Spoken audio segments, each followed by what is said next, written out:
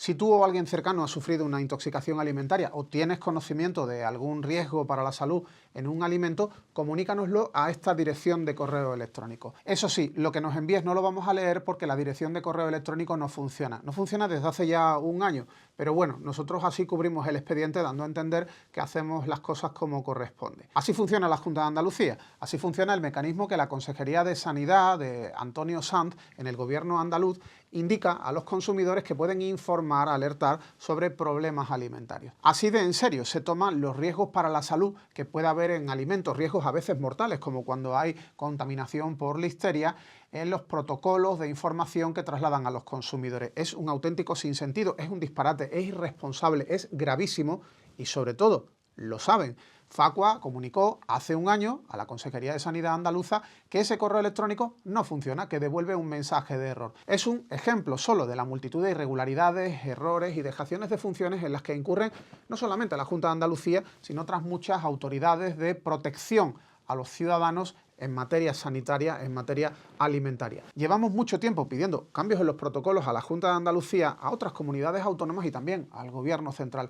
Llevamos muchísimo tiempo pidiendo, por ejemplo, que cuando hay una alerta alimentaria detectada por la Administración, todas las empresas implicadas tengan la obligación de comunicarla a los usuarios, sea un fabricante, un distribuidor o un establecimiento de hostelería. Si son conocedores de que se ha puesto en riesgo la salud de la gente con un producto que les han suministrado, deben informarlo a través de cartelería, a través de sus páginas web, a través de sus redes sociales, a través del envío de comunicados a la prensa. Pero la ley no cambia porque los ministerios responsables en la materia, el de Sanidad y el de Consumo, parece que no lo tienen entre sus prioridades. También venimos pidiendo desde hace mucho tiempo que las empresas alimentarias y de cualquier otro sector tengan seguros en los que se garantice la indemnización a cualquier afectado por una intoxicación. Sí, pueden tener un seguro contratado, quizás ellos lo han valorado por prudencia, por precaución, pero no hay una norma que les obligue, y sobre todo que les obligue de forma dimensionada.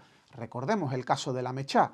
No tenían un seguro que cubriera los daños que causaron, incluso muertes, con las intoxicaciones por listeriosis en su carne mechada, tenían un seguro pero de ínfima cuantía, pero tampoco había una normativa que obligara a contar con ese seguro. Hay que cambiar la ley, hay que tener la responsabilidad de asumir cuando toca cambiar la ley. Con esa tragedia, la de la Mechá, la de Magrudis, cuyos responsables serán juzgados a finales de este año, tuvimos ya claramente un mensaje a nuestros políticos, pero no parece que hayan querido tomar nota.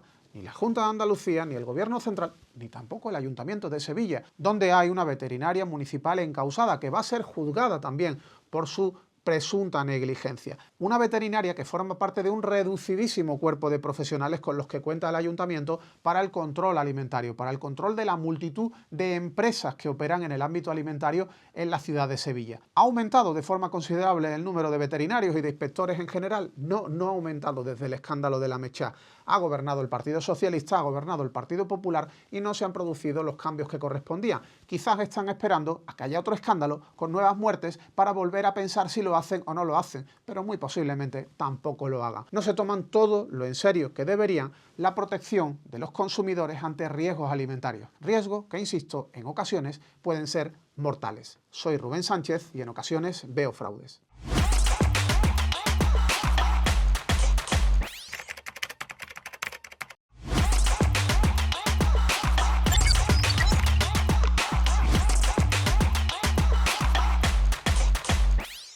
En ocasiones veo fraudes, el podcast de Facua con Rubén Sánchez.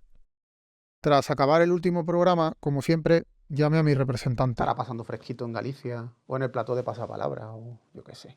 Sergio Pazo.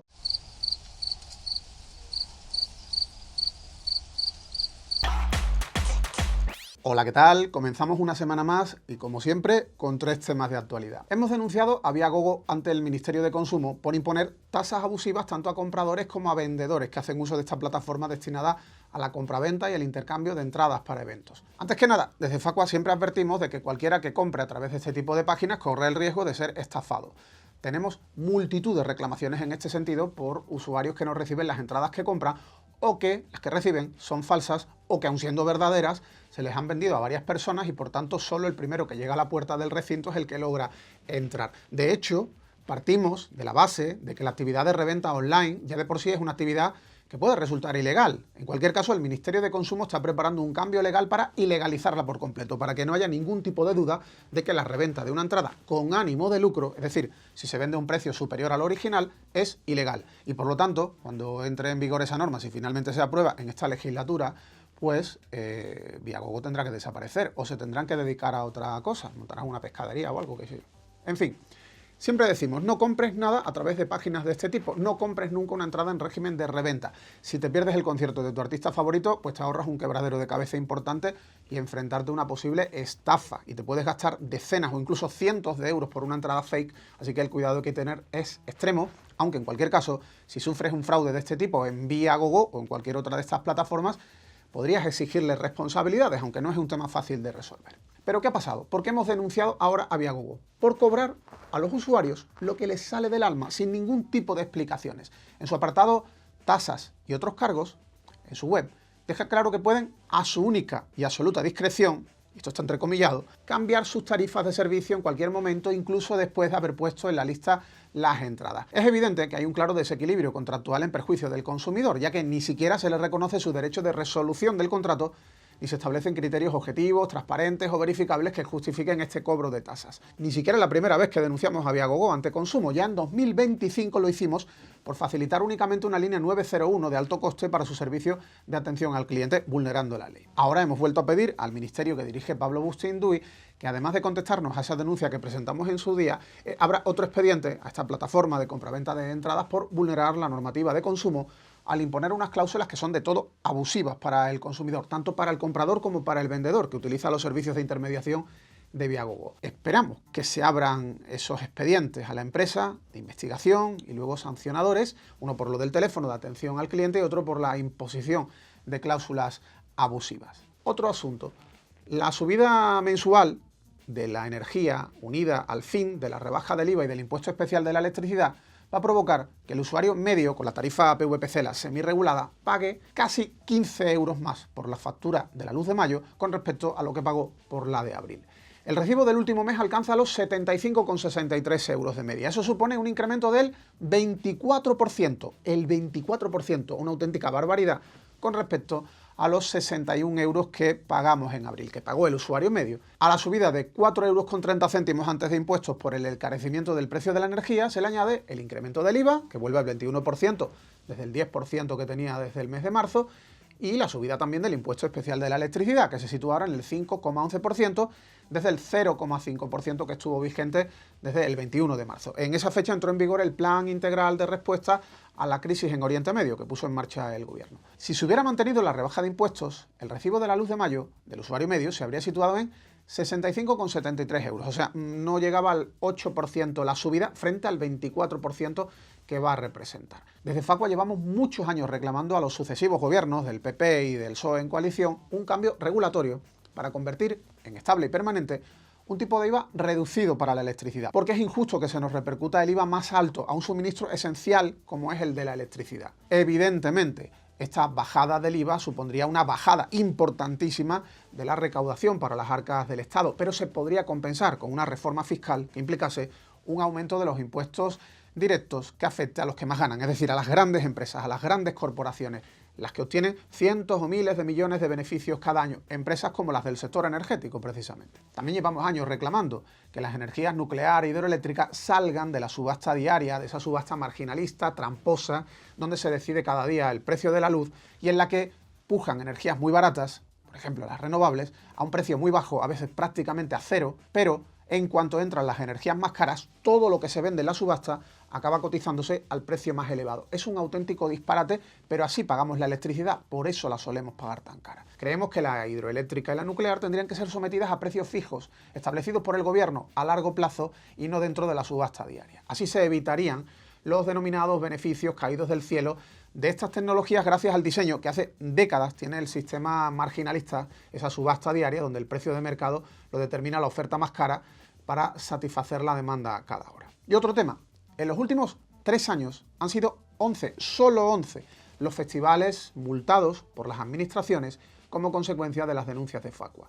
11 que sepamos, ya que cada año denunciamos a decenas de festivales, pero normalmente las administraciones deciden no contarnos si les abren o no expediente sancionador por sus irregularidades y si finalmente les aplican multas. Así que desde 2023 sabemos que han multado a 11 de estos eventos celebrados en distintas partes de España. La multa más alta impuesta ha sido de 96.000 euros. Poca cosa para lo que ganaron con sus prácticas irregulares. Fue al Brava Madrid por imponer el uso de las famosas pulseras cashless y quedarse con ciertas cantidades de dinero que los usuarios no consumían. Pero esta cantidad, que evidentemente no es suficiente ni de lejos para que un festival se plantee dejar de incurrir en prácticas ilegales como esta, porque gana muchísimo más con ellas, es en realidad algo excepcional. Porque la sanción más habitual que nos encontramos ronda tan solo 2.000 euros. Sí, una cantidad absurdamente ridícula. Pues bien, esa es la sanción que las administraciones de consumo de Madrid, Andalucía y Castilla y León impusieron a los festivales Granada Fest, Sonoria Fest y el Jardín de las Delicias. Pero es que en el caso del Salamanca Vive y el Puro Latino, la multa fue aún inferior, 1.800 euros. ¿Los motivos en la mayoría de ocasiones? Pues una vez más, las pulseritas cashless como método de pago único, impidiendo abonar cualquier cosa con dinero en efectivo, y también la prohibición de entrar con comida y bebida adquirida en el exterior, o cancelar el festival y no devolver el dinero de las entradas a los afectados, o no ofrecer algunos de los servicios que prometían a los asistentes que habían adquirido entradas VIP. Pero no os preocupéis, que hay algunas multas más altas, os vais a sorprender. Galicia multó con 7.500 euros al Caudal Fest y también al Resurrection por las dichosas pulseritas. 7.500 euros, una ruina para estas empresas que obtienen beneficios millonarios. Luego tenemos otras dos de 12.000 euros impuestas en estos casos al Icónica en Sevilla y al Interestelar también en Sevilla. Son los dos grandes festivales de esta ciudad por prohibir la entrada con alimentos. Por cierto, que en la práctica totalidad de ocasiones nos encontramos con que los festivales, pese a haber sido multados, siguen incurriendo en estas irregularidades en los años posteriores, algo que es que no podemos entender. O sea, si te ponen una multa de 1.000, 2.000, 10.000 euros por un fraude en el que has ganado 20.000, 40.000, 100.000, 200.000 euros, ¿cuánto? ¿Cómo es que luego sigues incumpliendo la ley? ¿Es que te sale rentable hacerlo? Evidentemente sí. Es como si atracas un banco, te llevas 3 millones de euros y te condenan a devolver 20.000. Te libras de la cárcel y te puedes quedar con el resto. Evidentemente el fraude es un chollo. Pues bien, en el último de los festivales que ha sido multado, el Tío Pepe, celebrado en Jerez de la Frontera, la Junta de Andalucía le ha impuesto 10.000 euros por dos irregularidades. La consabida prohibición de entrar con comida y bebida de fuera y por una cláusula que consistía en que, en caso de cancelación o modificación sustancial del evento, se quedaba con los gastos de gestión de la compra de la entrada si el usuario decidía solicitar su reembolso. No sé, imaginad, compras una entrada para un concierto de Leire y luego de repente cambian el cartel y allí aparece Amaya con la oreja de Van Gogh. Pues no, te tienes que aguantar y no te devuelven esos gastos de gestión. En fin, en Facua ya estamos hartos de decir una y otra vez que mientras las multas impuestas por las administraciones no sean contundentes, no sean multas de verdad, será imposible que cumplan su objetivo de disuadir a las empresas de que sigan cometiendo irregularidades. Aunque la verdad es que igual el objetivo de las administraciones que imponen estas micromultas es permitir a las empresas que sigan cometiendo las irregularidades, es invitarlas a que sigan haciendo lo que les dé la gana para forrarse, porque, hombre, traen turismo a las ciudades, hacen actividades que son muy beneficiosas para el tejido empresarial, hacen crecer la economía y, por tanto, todo vale si con ello eso se produce. Es decir, si el consumidor pierde dinero, si el consumidor sufre un fraude, que le den. En fin, a ver si ante estos fraudes, que sufre sobre todo gente especialmente joven, no muy bollantes a nivel adquisitivo, hay una respuesta de una vez por parte de algún político que haga su trabajo, que haga el trabajo para el que le estamos pagando a través de nuestros impuestos. Y a continuación vuelve David Ávila con Terror en el supermercado. Terror en el supermercado. El análisis de los precios de David Ávila. Muy buenas, hoy te voy a hablar de Mercadona, sí, otra vez, pero el tema de hoy es por una razón de peso, bueno, y de dinero, concretamente los 30.000 euros de multa que el Ministerio de Consumo ha impuesto a la cadena de Juan Roche por información engañosa en sus falsas tortillas de avena 51%. Y sí, ha sido a raíz de una denuncia que presentamos en Facua, porque para eso estamos las asociaciones de consumidores, para denunciar prácticas abusivas que afectan y vulneran los derechos de los consumidores. El departamento que dirige Pablo Bustinduy ha ratificado la sanción tras detectar 3 infracciones en estas tortillas de avena. Por un lado, la incorrecta denominación de un pan especial en relación con el porcentaje de harina integral que incluye. Por otro lado, por no incluir los datos de contacto de la empresa que comercializa el producto, es decir, los datos de Mercadona. Y por último, por llevar engaño al consumidor sobre la cantidad real de cereal integral que contiene. Por cada una de estas infracciones se le ha impuesto una multa de 10.000 euros, al ser catalogadas dentro de la categoría de leves. Por lo tanto, 30.000 euritos de multa para una empresa que en 2025 obtuvo un beneficio neto de 1.729 millones de euros. La sanción impuesta representa la friolera de un 0,001% del beneficio que obtuvo el año pasado. El señor Ross seguramente estará preocupadísimo por no poder pagarla. Total, que Consumo ha ratificado las irregularidades que nosotros denunciamos. La resolución también incluye una sanción accesoria, por lo que exige a la cadena de distribución la rectificación de los incumplimientos identificados en la resolución. Vamos, que no lo puede volver a hacer. Y es que a diferencia del pan común, en la denominación de una tortilla no se puede incluir referencia exclusivamente a uno de los cereales que contenga el producto, independientemente de que estos sean integrales o refinados. La ley deja claro que se debe aludir a todos los cereales incluidos en la elaboración de un producto si son más de uno. Las tortillas de avena 51% de Mercadona hacen alusión solo a un tipo de harina integral utilizada para su elaboración, indicando el porcentaje que supone esta harina sobre el total de las harinas procedentes del cereal utilizado. Mercadona tiene ahora 2 meses de plazo para interponer recurso contra esta resolución en el Tribunal Superior de Justicia de Madrid. Y no te pienses que tenemos alguna fijación extraña con esta cadena de supermercados, nada más lejos de la realidad. De hecho, te puedo adelantar que acabamos de denunciar a Carrefour por sus tortillas de avena de marca blanca por cometer las mismas infracciones que Mercadona en la suya de Hacendado. En la de Carrefour aparece en el envase la denominación tortilla de avena 51%. Así que esperamos que Consumo haga lo propio y sancione a Carrefour por información engañosa. Cuando veas las barbas de tu vecino cortar, pues las tuyas remojar. Ahí lo dejo. A continuación vuelve Keka Sánchez para contarte todo lo que debes saber sobre los cheques bancarios y cómo cobrarlos. Te ayudamos. El asesoramiento de Keka Sánchez. Bienvenidos y bienvenidas una semana más a Te Ayudamos, la sección en la que te damos consejos prácticos para empoderarte como consumidor. Imagina que recibes un cheque y vas al banco a ingresarlo. Días después revisas tu cuenta y descubres que te han cobrado una comisión. ¿Es legal? Pues depende. Lo primero que debes saber es que los bancos pueden aplicar comisiones por determinadas operaciones con cheques. Ahora bien, no vale cualquier cargo ni cualquier importe. Estas comisiones tienen que estar recogidas en sus tarifas y el cliente debe haber sido informado previamente. La clave está en un detalle que muchas veces pasa desapercibido. ¿De qué banco es el cheque? Si el cheque pertenece a la misma entidad en la que lo presentas, lo habitual es que el ingreso sea gratuito o que tenga un coste muy reducido. La operación es más sencilla y el dinero no tiene que pasar por otros bancos, pero la cosa cambia cuando el cheque procede de una entidad distinta. En este caso, el banco suele cobrar una comisión por la gestión necesaria para tramitar el cobro entre ambas entidades. Y ahí es donde llegan muchas de las sorpresas. También conviene diferenciar entre ingresar un cheque y cobrarlo en efectivo, porque no es lo mismo. Si acudes directamente al banco que debe pagar ese cheque, lo normal es que puedas cobrarlo sin ningún tipo de comisión. Por eso, siempre que tengas la posibilidad, merece la pena preguntar antes de hacer el ingreso en tu propia cuenta. Y hay otro aspecto importante que a veces genera confusión: los plazos.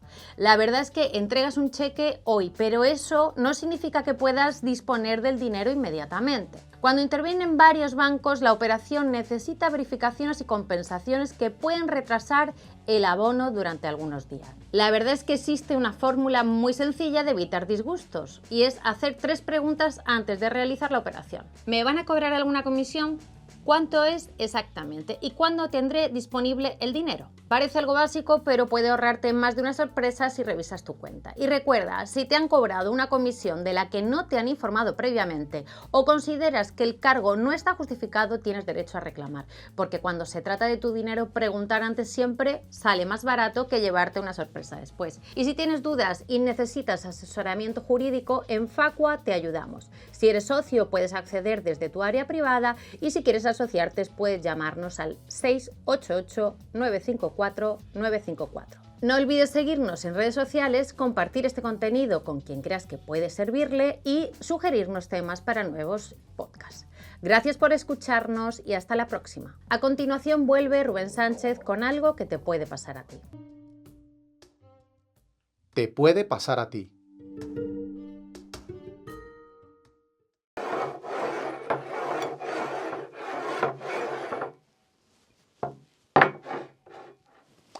Ojo a esta historia sobre una sociedad de Facua que tuvo problemas con un viaje en tren, ya que algo parecido también te puede pasar a ti o a alguien cercano. Macarena, que vive en un pequeño municipio de Teruel, compró un billete de tren con Renfe para viajar un 18 de julio entre Zaragoza y Barcelona, con hora de salida para las 4 de la tarde, en pleno verano y en las horas de más calor del día. Pero no pasa nada porque en el tren se va tela de fresquito. Así que Macarena hubiera ido una jarta de a gusto en el tren si no fuera porque, nada más subir, el revisor informó a los pasajeros de que el aire acondicionado estaba averiado, por lo que el viaje se iba a realizar sin él. Era julio, insisto. El revisor se disculpó y comunicó que devolverían el importe del billete a todos los pasajeros. Como te puedes imaginar, el viaje fue de todo menos agradable. Fue un puñetero infierno. Macarena se esperó a llegar al destino de la mejor manera posible, porque en cualquier caso Macarena pensaba que le iban a compensar el sufrimiento con la pequeña cantidad que había pagado por el billete. Ese era el compromiso que le dieron al entrar en el tren. Pero las semanas empezaron a pasar y ni rastro del dinero. La afectada decidió entonces reclamar a Renfe, señalando que la empresa se había comprometido a la devolución del billete. Y Renfe respondió a esa reclamación. Respondió diciéndole que todavía no tenía respuesta. Le dijo que esa respuesta se la darían en un máximo de 3 meses, tal y como señala la normativa europea del sector ferroviario. Es decir, Renfe tenía que celebrar una cumbre donde sus altos directivos evaluaran si devolvían o no la totalidad del dinero por ese trayecto sin aire acondicionado, porque era una decisión que implicaba la posible ruina de la compañía ante la multimillonaria cifra que tenían que pagar a los pasajeros que iban en ese tren. En fin, pasaron los 3 meses y pasaron más meses aún sin que a Macarena le llegara absolutamente ninguna respuesta de la compañía. Así que decidió acudir a Facua, de la que es socia desde el año 2019, para que fuera nuestro equipo jurídico el que reclamase el reembolso. Y así lo hicimos.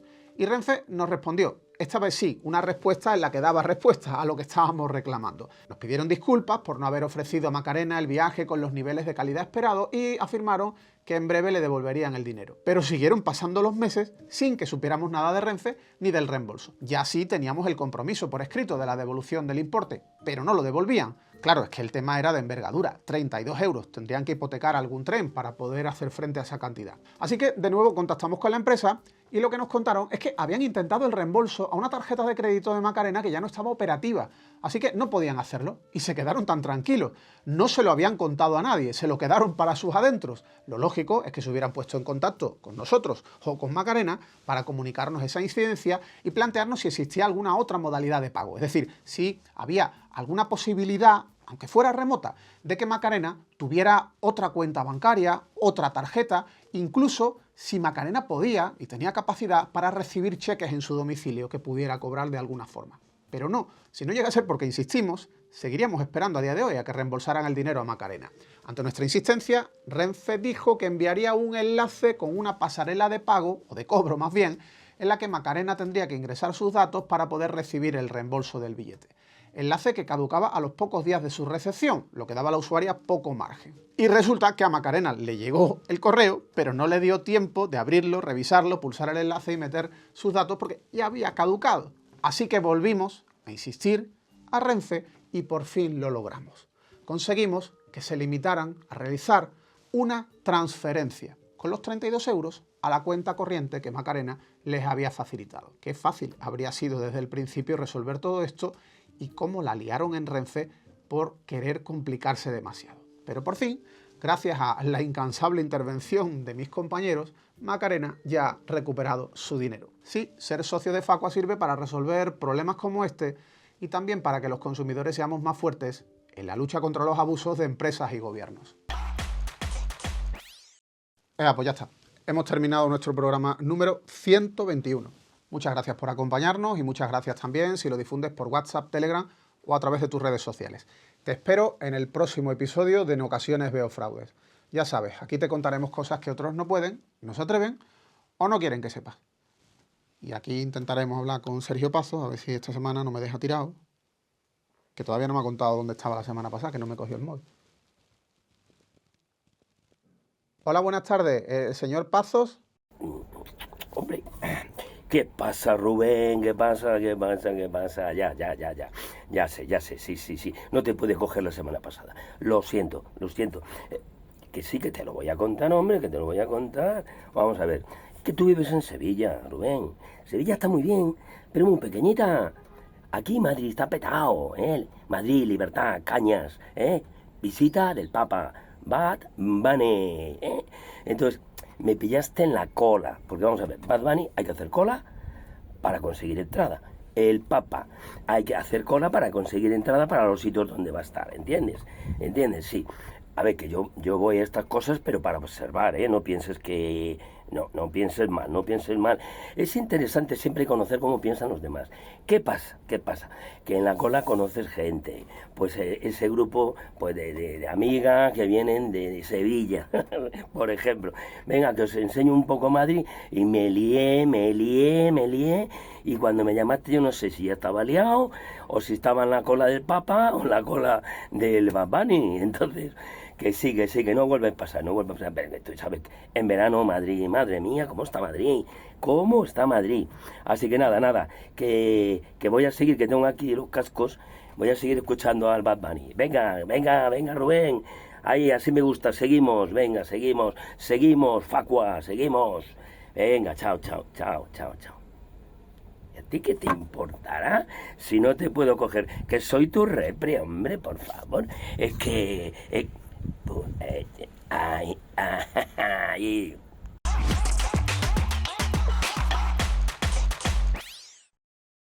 En ocasiones veo fraudes, el podcast de Facua con Rubén Sánchez.